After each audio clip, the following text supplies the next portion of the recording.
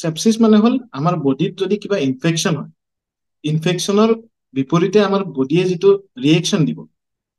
কাৰণ ইনফেকশন মানে হল আমাৰ বডিত কিবা এটা অৰ্গেনিজম, যিটো আপোনাৰ বেক্টেৰিয়া হ'ব পাৰে, ভাইৰাছ হ'ব পাৰে। ভাইৰাছটো আমি চবে বহুত কমনলি ৰিচেণ্টলি আমি পাই আহিছো, যিটো কভিড ভাইৰাছ আছিলে, বা আমাৰ কমনলি যিটো চৰ্দি জ্বৰ হৈ থাকে, সেইটো কমন কল্ড, কমন ফ্লু, যিটো ইনফ্লুৱেঞ্জা ভাইৰাছৰ দ্বাৰা হয়।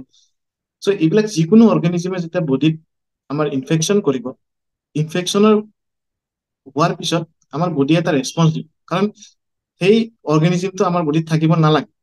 তো সেই অৰ্গেনিজমটো আমাৰ বডিৰ পৰা ওলাবৰ কাৰণে বডিয়ে যিটো ৰিয়েকশ্যন দিব, সেইটোত যদি ৰিয়েকশ্যনটো বহুত বেছি পৰিমাণে বাঢ়ি যায়, কাৰণ সেইটো ৰিয়েকশ্যন যেনেকে সাধাৰণ জ্বৰটোতো হ'বই ইনফেকশ্যন হোৱাৰ পিছত, কিন্তু সাধাৰণ জ্বৰটোকে সেপসিস বুলি নকয়।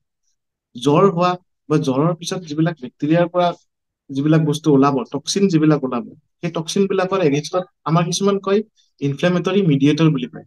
চ' ইনফ্লেমেটৰী মিডিয়েটৰ বিলাক হ'ল যে ইনফেকশ্যন হোৱাৰ পিছত আমাৰ বডিত যিবিলাক বস্তু বাঢ়িব, সেই বাঢ়া বস্তুবিলাকৰ কাৰণে অকল যিটো বেক্টেৰিয়া বা ভাইৰাছ আছে সেইটোৱে যে বাহিৰ হ'ব সেইটো নহয়, তাৰ পৰিৱৰ্তে আমাৰ বডিত থকা কিছুমান অংগ অংগবিলাকো এফেক্ট কৰিব পাৰে। যদি অংগত এফেক্ট পৰে বা আমাৰ বডিৰ তেজত ভাইৰাছ বা বেক্টেৰিয়া সম্প্ৰসাৰ হৈ যায়, যিটো ট্ৰেন্সমিট বুলি কওঁ আমি, সেইটোত আমি সেপসিস বুলি ক'ব পাৰো। কিন্তু সাধাৰণ যদি জ্বৰ চৰ্দি আছে, সেইটোক আমি সেপসিস বুলি কোৱা নাযায়। ফাৰ্ষ্ট কথাটো হ'ল সেপসিস হ'ব লাগিলে আমাৰ বডিত ইনফেকশ্যন থাকিব লাগিব। চ' যেতিয়া আমি সেপসিস হোৱা বুলি কওঁ, তেতিয়া আমাৰ যিটো ইনফেকশ্যনটো আমাৰ যিকোনো অংগত হ'ব পাৰে। ছালত হ'ব পাৰে, ব্ৰেইনত হ'ব পাৰে, চকু, নাক, মুখ, বুকু, পেট, ভৰি বা পেচাব, চবতে হ'ব পাৰে। সেইবিলাকত বেলেগ বেলেগ চিমটম থাকিব। চিমটম মানে ধৰক বেমাৰীজনে আমাক যি ক'ব, তাত আপোনালোকে যি অনুভৱ কৰিব। যেনেকে ধৰক আপোনাৰ মগজুত ইনফেকশ্যন হয়, তেতিয়া আপোনাৰ কি হ'ব? বমি হ'ব পাৰে, তেওঁৰ কথাবোৰ উল্টা পুল্টা হ'ব পাৰে, জ্বৰটোতো থাকিবই ইনফেকশ্যনৰ লগত। বা আপোনাৰ বুকুত ইনফেকশ্যন হ'লে কাহ থাকিব, কাহৰ লগত সেকাৰ ওলাব। বা পেটৰ ইনফেকশ্যন হ'লে পেটৰ বিষ, ডায়েৰিয়া, বমি, পেচাবৰ ইনফেকশ্যনত পেচাব জ্বলা পোৰা, এইবিলাক থাকিব। লগতে তেওঁৰ অতিপাত জ্বৰ থাকিব পাৰে, যিটো ঔষধ খালেও নকমিব পাৰে। লগতে তেওঁৰ যিটো আমি মেডিকেল টাৰ্মিনলজিত কওঁ পালছ, যিটো সাধাৰণ মানুহে চবে আপোনালোকে চাব জানে যে পালছটোৰ আমাৰ বাঢ়ি যাব। নৰ্মেলি আমাৰ পালছ থাকিব লাগে মিনিটত 70 বা 80, যিটো 100ৰ ওপৰত বাঢ়ি যাব। বা উশাহ লোৱাত ঘন হ'ব পাৰে। সাধাৰণতে আমি সেপসিস হ'লে এইবিলাক লক্ষণে আমি চাওঁ। ইনফেকশ্যন হোৱাৰ লগতে এইবিলাক লক্ষণ থাকিব পাৰে। সেপসিস যিটো ষ্টেজ আছিলে, আগতে আমাৰ 3টা ষ্টেজ বুলি কৈছিলে: সেপসিস, চিভিয়াৰ সেপসিস, সেপ্টিক শক। তো সেপসিস মানে আছিলে যে আপোনাৰ যিটো ইনফেকশ্যন আছে, এটা মই যিটো ইনফেকশ্যন ক'লো যে বুকুত ইনফেকশ্যন হ'ব পাৰে, কিন্তু বুকুৰ পৰা ইনফেকশ্যনটো যদি আপোনাৰ তেজত বিয়পি গৈছে বা তেজৰ পৰীক্ষা কৰোতে আপোনাৰ সেই ইনফেকশ্যনটো পাইছে, তেতিয়াহ'লে এইটো আপোনাৰ সেপসিসত পৰিব। যদি সেপসিসৰ কাৰণে মই আগতে যিটো কৈছিলো যে সেপসিসৰ কাৰণে আপোনাৰ নিজৰ অংগ পতংগৰো কিছুমান এফেক্ট পৰিব পাৰে। যেনেকে ধৰক আপোনাৰ পেচাবটো কমি গৈছে, মানে কিডনীত অলপ এফেক্ট পৰিছে, কথাবোৰ উল্টা পুল্টা হৈছে, মানে মগজুত অলপ এফেক্ট পৰিছে। তো ঠিক তেনেকে বিভিন্ন অংগ পতংগত আপোনাৰ এফেক্ট পৰিব পাৰে। সেইটোক আমি চিভিয়াৰ সেপসিস বুলি কওঁ। অন্তিম ষ্টেজটো হ'ল সেপ্টিক শক। তো শক মানে আপোনাৰ যিটো ব্লাড প্ৰেছাৰ, সকলোৱে আজিকালি সকলোৱে জানে যে ব্লাড প্ৰেছাৰ কি বস্তু। ব্লাড প্ৰেছাৰটো আমাৰ নৰ্মেলি 120ৰ পৰা 80 থাকিব লাগে, যিটো আমাৰ নৰ্মেল মানুহৰ থাকিব লাগে। কিন্তু যদি প্ৰেছাৰটো 90ৰ তলত নামি গৈছে, যিটো 120 আমি বুলি কওঁ, যিটো আমাৰ মেডিকেল ভাষাত চিষ্টলিক ব্লাড প্ৰেছাৰ বুলি কোৱা যায়, এইটো যদি 90ৰ তলত নামি গৈছে, তেতিয়াহ'লে আমি সেপ্টিক শকত ধৰিব পাৰো। তো সেপ্টিক শক হ'লে বেমাৰীজন আইচিউৰ অতিকে প্ৰয়োজন। কাৰণ সেপ্টিক শকৰ পৰা মানুহ এজন বাচি অহাটো বহুত ডাঙৰ কথা। 30ৰ পৰা 40% মানুহ সেপ্টিক শকত মৃত্যুমুখত পৰে, যিমানে ভাল ট্ৰিটমেণ্ট নাপাওক। আৰু চাব পাৰে যিমানে দেৰি হ'ব ট্ৰিটমেণ্ট পাওঁতে সিমানেই তেওঁৰ জীয়াই থকাৰ আশাটো কমি যাব। কিন্তু নতুনকে আমাৰ ইণ্টাৰনেশ্যনেল চেপচিছ কনফাৰেন্সত চিভিয়াৰ চেপচিছ শব্দটো বৰ্তমান ইউজ কৰা নাযায়, কাৰণ চেপচিছ হ'লে যে বডিৰ কিছুমান অংগ প্ৰত্যংগ এফেক্ট হ'বই বুলি ধৰি লোৱা যায়।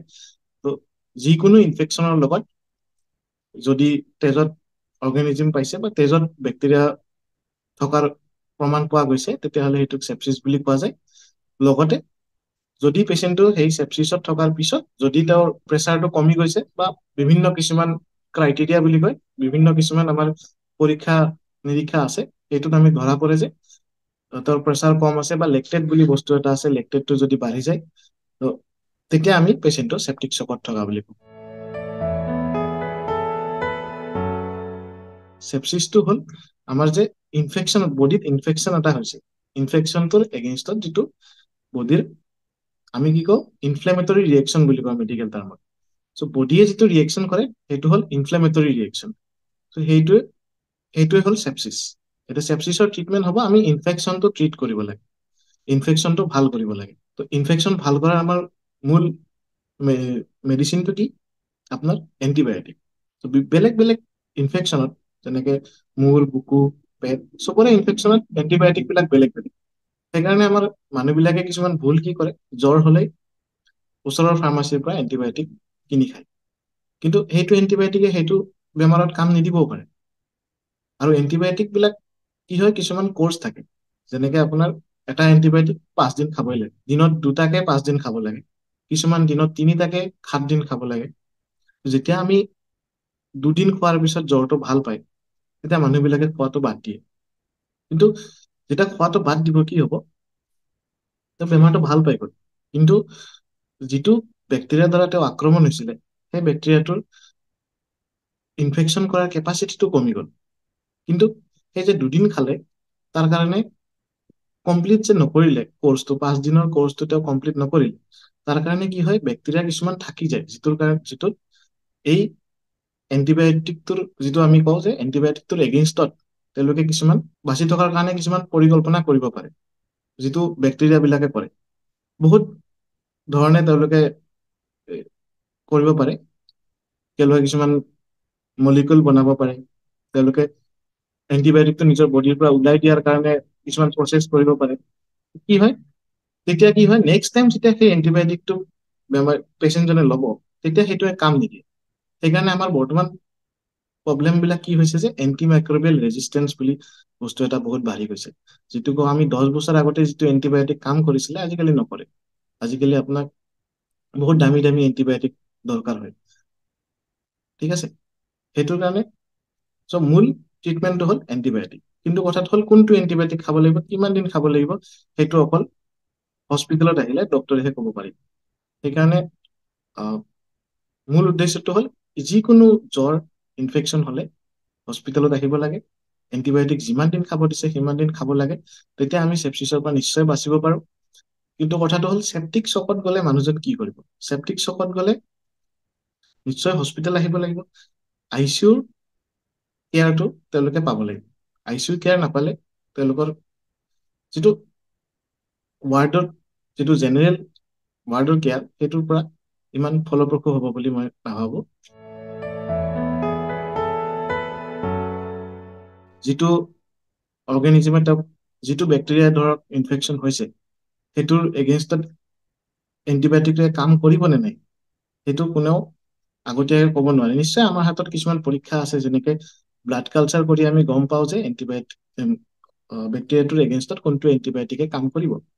কিন্তু ব্লাড কালচাৰৰ ৰিপৰ্ট আহোঁতেও আপোনাৰ নিশ্চয় 2-ৰ পৰা 3 দিন লাগে। ইমানবিলাক কোৰ্চ আছে এণ্টিবায়টিকৰ কোৰ্চ, 5 দিন 7 দিন, নিশ্চয় 5 দিন ভালকে খালে নিশ্চয় মানুহজন 3-ৰ পৰা 4 দিনত নিশ্চয় আৰোগ্য হ'ব লাগে। কিন্তু চেপ্টিক শ্বকৰ কথাটো অলপ বেলেগ। চেপ্টিক শ্বকত গ'লে মানুহজনৰ লগতে ইনফেকশ্যন হোৱাৰ লগতে তেওঁৰ কিডনী, মগজু বা হৃদযন্ত্ৰ সকলোতে এফেক্ট পৰে। তো সেইবিলাক এফেক্টৰ পৰা ঘূৰি আহোঁতে অলপ নিশ্চয় টাইম লাগে।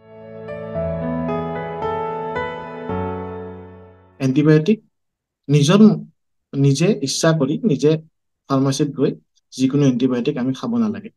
আপোনালোকে চাব এন্টিবায়টিক বিলাকত আজিকালি চিডুল এক্স লগাই, যিটো মতে উইদাউট মেডিকেল প্ৰেকটিচনাৰ প্ৰেছক্ৰিপশ্যন ফাৰ্মাচীয়ে দিব নোৱাৰে। কাৰণটো সেইটোৱে যে এন্টিবায়টিক ৰেজিষ্টেঞ্চটো আমি কমাব লাগে। তো চেপচিছ প্ৰিভেনশ্যনৰ কাৰণে ফাৰ্ষ্ট কথা হ'ল তেওঁলোকে যিকোনো জেগাৰ পৰা মেডিচিন খাব নালাগে। নেক্সট হ'ল ইনফেকশ্যনটো তেওঁলোকে কমাব লাগে। ইনফেকশ্যন কেনেকে কমাব? যেনেকে পাৰ্চনেল হাইজিন মেইনটেইন কৰিব লাগে। Personal hygiene. নেক্সট আপোনাৰ ওচৰত যদি কোনোবা ইনফেকচিয়াছ মানুহ আছে তেওঁলোকৰ পৰা কেনেকে প্ৰটেকশ্যন ল'ব, যিটো আমি COVID-19 কৰিছিলো যে সকলোৱে মাস্ক ল'ব লাগে। মাস্ক লোৱাৰ পৰা বহুতখিনি মানুহ বেমাৰৰ পৰা নিশ্চয় ৰেহাই পাইছে। যিটো আমি ধৰক আমি যিটো আই ওলোৱা বুলি কওঁ পক্স, আই ওলালে কি কৰোঁ, মানুহজন আমি একাষৰীয়াকৈ এটা ৰুমত থৈ দিওঁ, কাৰণ মানুহজনৰ পৰা বেলেগৰ সংক্ৰমণ হ'ব পাৰে। সংক্ৰমণটো ৰোধ কৰিব পাৰিলে চেপচিছৰ পৰা হাত সাৰিব পাৰে। আৰু দ্বিতীয় কথা হ'ল এন্টিবায়টিকটো নিজৰ মতে খাব নালাগে।